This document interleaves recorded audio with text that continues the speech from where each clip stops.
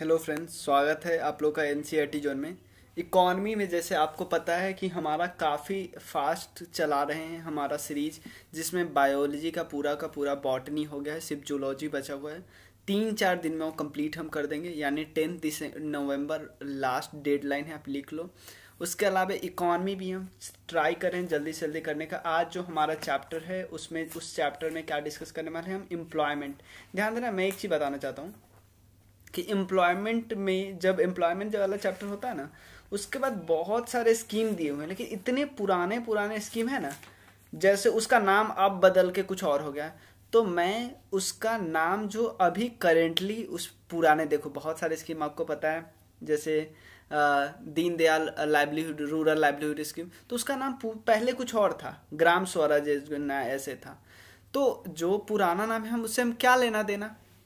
तो जो भी ये स्कीम आपके बुक में, इवन पुराना पुराना स्कीम 1993 का स्कीम कौन पूछता है, तो हम उसका जो नया चेंज वाला नाम है ना वो रीड कर रहे हैं, बता रहे हैं। और एक दो स्कीम ऐसे ही छोड़ दिया जो बहुत बहुत फालतू लगा, जो ना ठीक से काम कर रहा, ना कोई करंट में आ रहा है उसका, तो ऐसे हटा दिए हैं।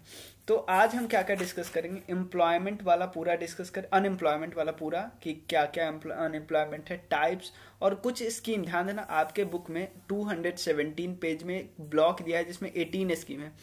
तो आज वो मैं बस वो 18 स्कीम करा रहा हूँ, उसके बाद मैं खुद से टाइप करके इधर उधर से किसी किसी वेबसाइट का यूज करके जो बाकी आपका एक्ट लिखा है ना, जैसे भारत निर्माण, मनरेगा, और उसके बाद जवाहर रोजगार, और उसके बाद है बहुत सारा जनधन, पहल, कौशल विकास, और आदर्श ग्राम, स्वच्छ भारत मिशन रुर्बन, और उसके बाद आधार, डीबीटी वगैरह के बारे में, दीनदयाल अंत्योदय योजना, प्रधानमंत्री जीवन ज्योति सुरक्षा, प्रधानमंत्री उज्ज्वला।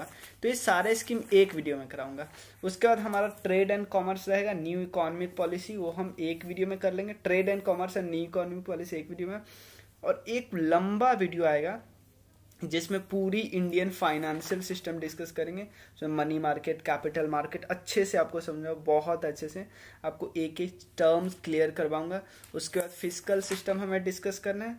फिजिकल सिस्टम मतलब 3-4 वीडियो के बाद हमारा एक मेजर पोर्शन खत्म हो जाएगा। फिजिकल के बाद अगर मॉनेटरी करा दिए तो हमारा एक मेजर पोर्शन खत्म ही हो जाएगा। बैंकिंग सिस्टम, मॉनेटरी पॉलिसी करवा दिए तो हमारा एक मेजर पोर्शन खत्म हो गया। तो उसके बाद बैंकिंग वाला हम करा ही दिए, और उसके बाद टैक्सेशन सिस्टम बचेगा, टैक्स, और उसके बाद फिर मतलब कुछ कुछ छोटा छोटा टॉपिक बचेगा, वो सब डिस्कस कर लेंगे। तो चलिए शुरू करते हैं। हाँ, क्लियर। और बता दूं कि इसके अलावा पॉलिटी में भी हम आज मैंने बेसिक फीचर करवा दी है। उसके बाद एक और वीडियो अभी ही मैं बनाऊंगा, कॉन्स्टिट्यूशनल अमेंडमेंट एक्ट इम्पॉर्टेंट जो है। उसके बाद हम प्रेसिडेंट वगैरह शुरू करेंगे। बायोलॉजी भी ऑलमोस्ट, केमिस्ट्री, फिजिक्स का 1-2 चैप्टर बचा हुआ, आप जब बोलोगे मैं बता दूंगा। और चलिए शुरू करते हैं फिर आगे। ये है मेरे बारे में लिखा हुआ, आप देख सकते हो। और मेरा नाम धीरज है, और आप मुझे सोशल मीडिया पे फॉलो कर सकते हो, फेसबुक, इंस्टा, टेलीग्राम पे। व्हाट्सएप ग्रुप में ज्वाइन करना चाहते हो तो कर सकते हो। अनअकैडमी पे फॉलो जरूर कर लेना, अगर हो आपके पास अनअकैडमी ऐप तो होगा ही होगा, अनअकैडमी ऐप होगा तो फॉलो कर लेना, कुछ कुछ सीख सकते हो। क्योंकि वहाँ पे अभी मैं ज्योग्राफी और सोशियोलॉजी बता रहा हूँ, क्लास 11-12। तो एटलीस्ट ज्योग्राफी में MCQ की मदद से करवाता हूँ, वहाँ रिवाइज कराता हूँ, पूरा का पूरा 11th एंड 12th मैंने करवाया है। तो आप एक बार चेक कर सकते हो, फॉलो करके चेक कर लो ना, कोई दिक्कत नहीं है। चलिए चलिए, सिंपल ये सब हम डिस्कस करवा चुके, हम सीधे चलते हैं हमारा आज का टॉपिक। ये सब करवा चुके हैं, PDF भी डाल चुका हूँ मैं। तो आप PDF नहीं मिला होगा तो फिर से बोल देना, मैं फिर से डाल दूंगा। ये सब मैं करवा चुका हूँ, ये सारा सारा सारा सारा सारा सारा। चलिए, अनएम्प्लॉयमेंट। तो सबसे पहले होता है अनएम्प्लॉयमेंट, यानी एम्प्लॉयमेंट का ना होना, यानी इसका मतलब है रोजगार का ना होना, यानी बेरोजगार, बेरोजगार यानी रोजगार का ना होना। तो सबसे पहले इम्पॉर्टेंट है हमें ये समझना कि रोजगार का मतलब क्या होता है, और क्या एम्प्लॉयड पर्सन, लेबर फोर्स दोनों सेम चीज़ होता है, ऐसे चीज़ हमें समझना होगा। कि क्या पर्सन, नॉर्मल पर्सन जो एडल्ट है, 18+ है, और लेबर फोर्स, और एम्प्लॉयड, और तीनों सेम वो चीज़ है या तीनों में क्या क्या डिफरेंस है वो सब डिस्कस करें। तो सबसे पहले समझते हैं अनएम्प्लॉयमेंट का मतलब क्या होता है। अनएम्प्लॉयमेंट का मतलब है कि जो पर्सन चाहता है काम करने, ध्यान देना, चाहता है काम करना लेकिन वर्क को फाइंड ही नहीं कर पाते, उसके पास काम मिल ही नहीं पाता है। जैसे मैं एग्जांपल लेता हूँ, मैं रूम में बैठा पड़ा हूँ लेकिन मैं चाहता ही नहीं हूँ काम करना, तो मैं अनएम्प्लॉयड नहीं हूँ। क्योंकि अनएम्प्लॉयमेंट के डेफिनेशन क्या होना चाहिए कि सीकिंग एंड सर्चिंग, कि मैं चाहता हूँ और सर्च कर रहा हूँ। सीकिंग, कोई इंसान अपने पापा के पैसों पे खा रहा है तो वो नहीं बोल सकता कि मैं अनएम्प्लॉयड हूँ, नहीं, वो क्योंकि ना सर्च कर रहा है ना वो उसकी इच्छा है। क्लियर। उसके बाद when person able and willing to work, कर भी सकता है और चाहता भी है और इवन ढूंढ भी रहा है, लेकिन वो उसको जॉब ही नहीं मिल रहा है। क्लियर। अब एम्प्लॉयमेंट के टाइप क्या होता है, अलग अलग, ध्यान देना, अलग अलग सिचुएशन पे अनएम्प्लॉयमेंट के अलग अलग टाइप होते हैं। तो टाइप सब हम डिस्कस करेंगे अभी यहाँ पे। सबसे पहला टाइप है साइक्लिकल एम्प्लॉयमेंट। बहुत आसान है, बहुत आसान है। होता क्या है, मान लो एग्जाम्पल लेते हैं, सिंपल बहुत अच्छे से बता रहा हूँ। अगर कुछ ऐसा हुआ जिससे आपकी जॉब चली गई और बीच में फिर से आप जॉब पकड़ोगे, कुछ समय बाद फिर से जॉब पकड़ोगे ना। देखो साइक्लिकल एक बिजनेस साइकिल क्या आता है, when unemployment rise due to recession and decline, मतलब इकोनॉमिक ग्रोथ खत्म हो गया, रिसेशन आ गया, आपको जॉब से निकाल दिया गया। क्योंकि उनको आपकी ज़रूरत ही नहीं है। बेंगलुरु वगैरह में इवन जो कैपिटलिस्ट इकोनॉमी में तो काफ़ी ज़्यादा होता है, लेकिन हमारे यहाँ उतना ज़्यादा नहीं होता है।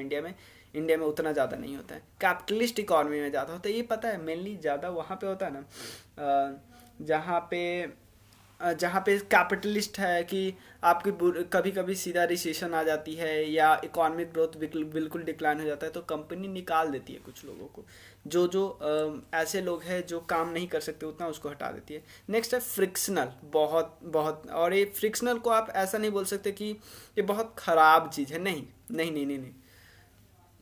मान लो आप एक जॉब करते थे लेकिन इस जॉब में आपके स्किल्स का यूज नहीं हो पा रहा था, ठीक से आपके स्किल्स का यूज नहीं हो रहा था, आपने जॉब छोड़ा, दूसरा जॉब आप पकड़ लिए। इसको बोलते हैं फ्रिक्शनल, कि आपका अनएम्प्लॉयमेंट टेम्पररी, आपने 10-15 दिन में ढूंढ के फिर से दूसरा जॉब पकड़ लिया, यही है frictional unemployment. Is called search unemployment. क्या है, time lag between the job when individual is searching for a new job और स्विचिंग बिटवीन जॉब, नॉर्मल बात है।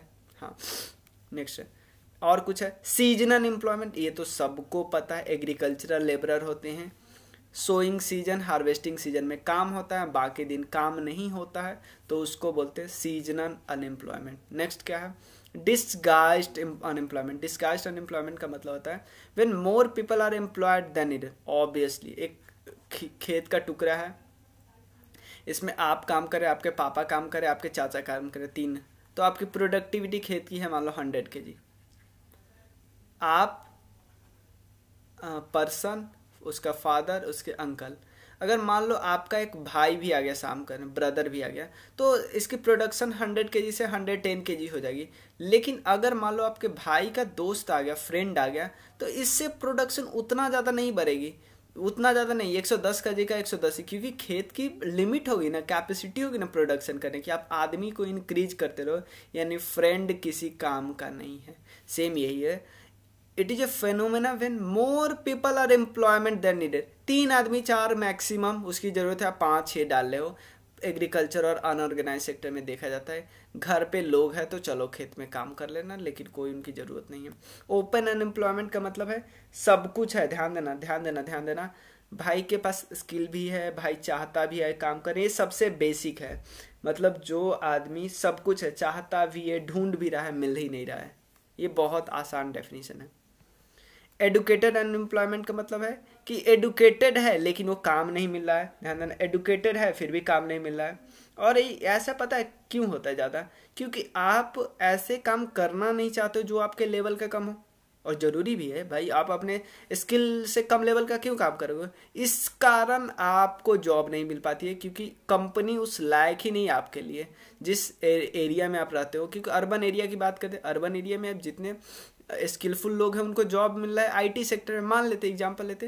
लेकिन छोटे मोटे जो जॉब है, जैसे नेहरू प्लेस में आप कोई दुकान में जॉब कर रहे हैं, तो आप करना नहीं चाहते क्योंकि आप भी कोई अच्छे से डिग्री लिए हो, क्लियर। तो आप एक शॉप पे थोड़ी बैठना चाहते हो, नहीं बैठना चाहते हो, तो इसलिए आप अनएम्प्लॉयड हो। नेक्स्ट है कंपल्सरी अनएम्प्लॉयमेंट। ध्यान देना, ready to work at current rate but not able. ध्यान देना, ध्यान देना, इसका मतलब होता है कि आप करेंट रेट पे काम करना चाहते हो। It means the labour power which is ready to work on a current rate but does not get the work. Clear है ना? मतलब करेंट रेट पे काम करना चाहते हो लेकिन आपको फिर भी काम नहीं मिल रहा है। अब क्या है, दो चीज़ मैं एक्स्ट्रा बता रहा हूँ। एक एनएसएसओ का डेटा है, ध्यान देना, एनएसएसओ का डेटा है। मैं बताया था कि मैं तीन चीज़ में आपको डिफरेंस बताता। एक पर्सन, कि वो सब लोग, ध्यान देना, पर्सन का मतलब वो सब लोग, सिंपल मैन बोलो ह्यूमन बींग। ह्यूमन बींग का मतलब वो बच्चा से लेके और बड़े बूढ़े तक। लेकिन इसमें भी आप पहले सारे लोग नहीं काम करेंगे, इसमें भी डिफ्रेंशिएट कर लो। 15 से माइनस वाले, 65 से प्लस वाले को आप छाट देते हो। क्लियर है ना? तो ये लोग तो वर्किंग एज में ही नहीं आते, तो इन लोगों को तो पहले ही हटा देंगे। तो अब बचे 15 से 65, जिसको हम क्या बोलते हैं, working age, working age, working age. तो आप बोलोगे भैया सारे वर्किंग एज को आप लेबर फोर्स में रख लो ना, आराम से मजा आएगा। नहीं रख सकता, मैं रख ही नहीं सकता। जो इंसान न काम को ढूंढ रहा है न काम को करना चाह रहा है, उसको हम लेबर फोर्स में रख ही नहीं सकते। तो इसमें से भी कुछ लोग छट गया। मतलब इसमें से मान लो तीन टाइप की कैटेगरी हम लेते हैं। एक वो लोग जो काम, जिसके पास ऑलरेडी काम है। दो उसको जोड़ते हैं जो ढूंढ रहा है, भाई मिल नहीं रहा है बेचारे को। सी उसको रखते हैं जो न ढूंढ रहा है, आराम से बैठे हुआ है, सो रहा है। तो भाई उसको हम लेबर फोर्स में नहीं रख सकते, क्योंकि वो तैयार ही नहीं है काम करने के लिए। आप कान से उठा के थोड़ी पकड़ के थोड़ी ले जाओगे, वो भाई कम तैयार ही नहीं है काम करने के लिए। तो उसको हम लेबर की कैटेगरी से ही बाहर रखते थे। क्लियर? तो नेशनल सैंपल सर्वे ऑर्गेनाइजेशन ने अनएम्प्लॉयमेंट एम्प्लॉयमेंट और अनएम्प्लॉयमेंट को इस स्टेटस पे डिफाइन किया है। एक होता है जो काम एक्चुअली कर रहा है, उसको एम्प्लॉयड बोलते हैं, और सीकिंग और अवेलेबल फॉर, और उसको अनएम्प्लॉयड बोलते हैं। लेकिन इसको हम किसी कैटेगरी में ही नहीं रखते, ध्यान देना। पहले दो को ही हम क्या बोलते हैं, लेबर फोर्स। पहले दो को ही हम लेबर फोर्स बोलते हैं, क्योंकि तीसरे को कोई मतलब ही नहीं है। तीसरे को हम लेबर फोर्स के कैटेगरी में नहीं रहते भाई। प्लीज़ प्लीज़ प्लीज़ प्लीज़ याद रख लो, क्योंकि हमें फंसा सकता है एग्जामिनर। नेक्स्ट, और क्या है, अनएम्प्लॉयमेंट। ध्यान देना, हमसे पूछा जाएगा कि अनएम्प्लॉयमेंट रेट का मतलब क्या होता है। Unemployed worker divided by total labour force, या हमसे पूछेगा टोटल वर्किंग पॉपुलेशन। फंसा सकता है कि नहीं, बता दो। टोटल वर्किंग पॉपुलेशन यहाँ पे रहेगा, तो हम एक बार के लिए सोचेंगे हाँ भाई सही हो सकता है। लेकिन यहाँ पे भाई टोटल लेबर फोर्स है भाई, ये किसी भी कैटेगरी में भाई ये किसी काम का ही नहीं है। इस बंदे को हटाओ, ये यहाँ पे भी नहीं आएगा, क्योंकि भाई बंदा या बंदी जो भी हो, काम करना ही नहीं चाहता। क्लियर? नेक्स्ट है, अब अनएम्प्लॉयमेंट का मेजरमेंट कैसे करते हैं, ये भी एनएसएसओ ही करती है। ध्यान देना, याद रखना, ये भी एनएसएसओ ही करती है। डेटा निकालती है कि एम्प्लॉयमेंट, अनएम्प्लॉयमेंट और अनएम्प्लॉयमेंट रेट कैसे निकाले, ये भी निकालती है। यानी इसका डेफिनीशन कैसा हो, मतलब जो फॉर्मूला हो, वो भी एनएसएसओ ही निकालती है। मेजरमेंट कैसे निकालती है, ध्यान देना। एक चीज़ भाई प्लीज़ प्लीज़ एक चीज़ और याद रखो, यहाँ पे क्या कहाँ पे क्या पेन, हाँ ये याद रखो कि एनएसएसओ जिस मिनिस्ट्री के अंदर आती है, उस मिनिस्ट्री का नाम है ministry of statistics and programme implementation. ये भाई प्लीज़ याद रख लो, मॉस्पी जिसको बोलते हैं ना। अब देखो ये तीन टाइप का काम डिवाइड करती है, ये नहीं भी याद रखो। यूजुअल स्टेटस, एक वीकली, एक डेली। यूजुअल का मतलब है कि only those person unemployment who have no gainful of image, मतलब इसमें उस पर्सन को रखते हैं ना जो 365 दिन में से अधिकतर दिन काम नहीं कर रहा है। उसके वीकली स्टेटस का मतलब है कि इवन उसे सप्ताह में किसी दिन या किसी घंटे भी काम नहीं मिला है। और ये है इसका, ये बंदा है कि एक दिन में 1 घंटा भी काम नहीं मिला है। मतलब ये सिंपल याद रखना है कि 3 टाइप के अप्रोच होते हैं, यूजुअल, वीकली और डेली, ऐसे याद रखना। और एक और चीज़ मैं यहाँ आपको याद रहना चाह रहा हूँ, क्या क्या क्या क्या क्या, एक होते वर्कर जो रेगुलर वर्कर होते हैं, रेगुलर वर्कर को पता है किसको बोलते हैं? जो 183 यानी 6 महीने से ज़्यादा काम करता है, क्योंकि 183 इक्वल टू 360 प्लस इंटू 2 362 होगा ना, 366 होगा ना। तो जो 183 दिन से ज़्यादा काम करता है उसको रेगुलर वर्कर। एक होता है मार्जिनल, जो 183 से कम काम करता है उसको मार्जिनल बोलते हैं। क्लियर? देख अब कुछ स्कीम है, बहुत पुराने पुराने भी स्कीम है, इसीलिए। और उसके बाद सारा स्कीम को मैं अपने से लिखा हूँ। ये सारे ऑलमोस्ट कितना स्कीम है? 20 स्कीम है टोटल। और आपका अभी भाई बचा है ना, कट क्यों गया? हाँ, तो ये स्कीम एटलीस्ट 18 आज करा दे रहा हूँ। कहाँ पे गए यार?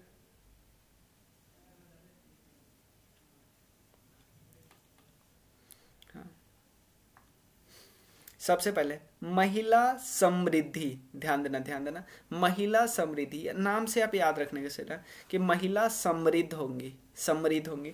एक चीज मैं और बता दूं, आपके बुक में एक और चीज ऐसे दिया था कि बहुत सारा स्कीम दिया था और उसका डेट याद करने के लिए बोला था। तो पता है डेट एग्जाम में कभी कभी कभी कभी पूछ लिया गया है, लेकिन इसमें जो डेट दिया गया ना 2016 तक स्कीम का दिया गया है, तो किसी काम का नहीं, वो बहुत फालतू है।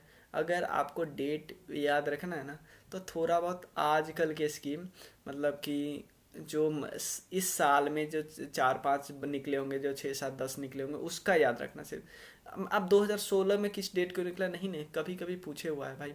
कुछ एग्जाम ऐसे होते हैं ना जो बहुत डिफ़िकल्टी लेवल बढ़ाने के लिए पूछ लेते हैं, क्योंकि मैंने देखा है बीपीएससी में भी 1 से 2 बार पूछे हुआ है किसी किसी साल। तो मैं तो ऐसे याद नहीं करता इवन अपने लिए भी।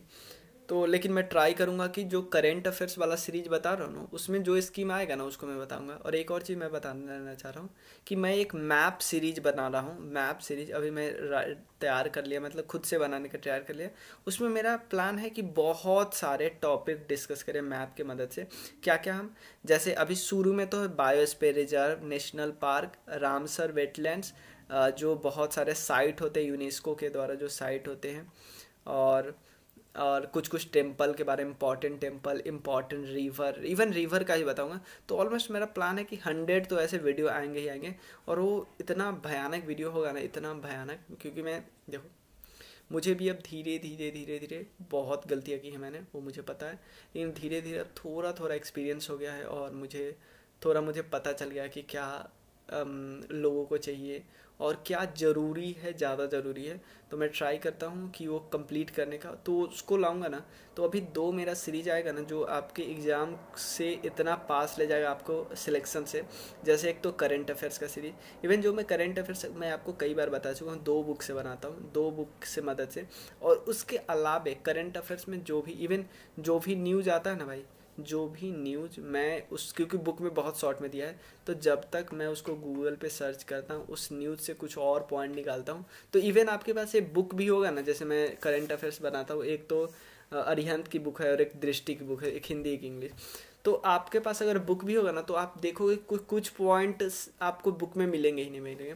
तो मैं हर एक न्यूज़ को पहले नेट पे सर्च करता हूँ और देखता हूँ कि कुछ और पॉइंट तो है नहीं, तो कुछ और पॉइंट लाने का ट्राई करता हूँ। और न्यूज़ मेरा से क्वेश्चन बनाने का अटैम्प्ट ऐसा होता है कि ज़्यादा से ज़्यादा आपको पॉइंट देने का, आपको गलत नहीं करवाना। जैसे मैं स्टेटमेंट बेस्ड, करंट अफेयर्स में स्टेटमेंट बेस्ड क्वेश्चन ज़्यादा करवाता हूँ, मतलब बहुत ज़्यादा, मतलब 50% मेरा स्टेटमेंट बेस्ड होता है, ताकि एक न्यूज़ में अगर 4-5 स्टेटमेंट इंपॉर्टेंट हो तो 4-5 स्टेटमेंट आपके पास पहुँचे। ऐसा नहीं कि उसमें से एक वर्ड से मैं या क्या करूँ, उस न्यूज़ से मैंने 10 क्वेश्चन एमसीक्यू पूछ लिए, नहीं, ज़रूरी नहीं है। इसलिए मेरा करंट अफेयर्स वाला भी बहुत इंपॉर्टेंट है, प्लीज़ आप शेयर ज़रूर कीजिएगा, क्योंकि बहुत मेहनत से बनाता हूँ। मुझे लग रहा है कि वो अच्छा है, और मुझे लग रहा है नहीं, मुझे, क्योंकि मैं भी स्टूडेंट हूँ, तो मुझे पता है कि ऐसे ही तैयारी होनी चाहिए करंट अफेयर्स की। और क्योंकि मुझे भी फ़ायदे होते हैं ऐसे तैयारी करने से, तो इसलिए मैं कर रहा हूँ। और क्योंकि कम सब्सक्राइबर होने के बाद के कारण आपको पता है नहीं पहुँच पाते लोगों के पास, तो आप लोग की जिम्मेदारी है कि ज़्यादा लोग पे पहुँचाओ, क्योंकि आप लोग को फ़ायदा होता तो पहुँचाओ। क्लियर? चलिए थे महिला, सॉरी थोड़ा बीच में बह जाता हूँ कभी कभी। महिला समृद्धि योजना, ध्यान देना, नाम से याद करना, महिला को समृद्ध करना है। समृद्ध का मतलब महिला को फाइनेंशियली डिपेंडेंट हम कर देते हैं, इंडिपेंडेंट, फाइनेंशियली इंडिपेंडेंट करते हैं कि किसी उनको ज़रूरी नहीं हर बात के लिए अपने मेल मेंबर पे, मेल जो काउंटर पार्ट होते हैं ना, हस्बैंड या बेटा, उस पर डिपेंडेंट नहीं। तो इनकरेज करते हैं रूरल वुमेन को कि वो पोस्ट ऑफिस में डिपॉजिट करे सेविंग अकाउंट में। अब बोलोगे भैया पोस्ट ऑफिस क्यों, बैंक नहीं? भाई बैंक उनके घर के पास आप बनवा दोगे तो बोलो मैं बैंक लिख देता हूँ, ये गवर्नमेंट ही बैंक लेते। और ये आपको पता है, आप सबके बर्थडे के पहले का है, मतलब इतना पुराना स्कीम तो कोई पूछेगा नहीं, बस आप थोड़ा ध्यान रख लो। Group life insurance scheme in rural area, यानी ध्यान देना लाइफ इंश्योरेंस रूरल एरिया में, ये भी ज़्यादातर रूरल वुमेन में लो प्रीमियम में और रूरल पीपल को करना है। इसमें आप सिंपल वुमेन को नहीं ढूंढ सकते क्योंकि भाई लाइफ इंश्योरेंस तो सबको चाहिए। नेशनल सोशल, भाई एयर बिल्कुल भी ध्यान भी मत रखना प्लीज़, मैं घसी दूंगा। नेशनल सोशल असिस्टेंस प्रोग्राम, तो इसमें आप सिंपल है, सोशली जो बैकवर्ड है उसको आप असिस्ट करो, नाम से ही पता चलता है। तो असिस्ट पीपल जो कि बैकवर्ड यानी पॉवर्टी लाइन से बिलो पॉवर्टी लाइन में है, बीपीएल। अब देखो कस्तूरबा गांधी एजुकेशन, नाम से पता चलता है कस्तूरबा इज कस्तूरबा कौन थी? कस्तूरबा वाइफ थी महात्मा गांधी जी की। तो कस्तूरबा गांधी एजुकेशन स्कीम, तो कस्तूरबा किसका नाम है? एक वुमेन का नाम है। तो गर्ल स्कूल में, मतलब हर डिस्ट्रिक्ट में, जैसे नवोदय एक हर डिस्ट्रिक्ट में होता है, तो उसी हर डिस्ट्रिक्ट में गर्ल स्कूल होना चाहिए। और having low female literacy rate, क्योंकि एटलीस्ट जिस डिस्ट्रिक्ट में फीमेल लिटरेसी रेट कम है ना, वहाँ पे तो होना ही चाहिए। उसके बाद है स्वर्ण जयंती, ध्यान देना, स्वर्ण जयंती सहकारी रोजगार योजना, स्वर्ण जयंती सहकारी रोजगार योजना। तो मतलब एम्प्लॉयमेंट प्रोवाइड करना है अर्बन अनएम्प्लॉयड को और अंडर एम्प्लॉयड पुअर को थ्रू सेल्फ एम्प्लॉयमेंट, बहुत इंपॉर्टेंट है। सहकारी इसका मतलब होता है स्वरोजगार, मतलब स्वरोजगार के मतलब होता है कि भाई मुझे जॉब नहीं मिल रही है तो मुझे आपकी जॉब की ज़रूरत भी नहीं है, मैं खुद ऐसा कंपनी खोलूँगा, छोटा सा कंपनी, गांव में छोटा सा कंपनी खोलूँगा, मैं 2 को जॉब दे दूँगा, धीरे धीरे मैं बढ़ाऊँगा, 5, 7, 10, 20, 50 को जॉब दूँगा। यही प्लान होना चाहिए। और एक्चुअली ये प्लान एक्चुअली मेरा भी है और मैं भी कुछ लोगों को जॉब देना स्टार्ट किया हूँ अपने घर पे। चलिए, मतलब कुछ छोटा मोटा काम है मेरा भी। अन्नपूर्णा योजना to provide 10 kg food grain to senior citizen, मतलब क्या हो जाए, जिसको आप पेंशन जिसको नहीं मिलता है उस सीनियर सिटीजन को 10 kg फ्रूट ग्रेन आप दो। उसके बाद अन्नपूर्णा नाम से, अन्नपूर्णा बोलते हैं ना, अन्नपूर्णा खाने की चीज़। स्वर्ण जयंती ग्राम स्वरोजगार, नाम से पता चलता है भाई स्वरोजगार यानी सेल्फ एम्प्लॉयमेंट, एलिमिनेटिंग यानी रूरल पॉवर्टी को ख़त्म करो और अनएम्प्लॉयमेंट को ख़त्म करो सेल्फ एम्प्लॉयमेंट की मदद से।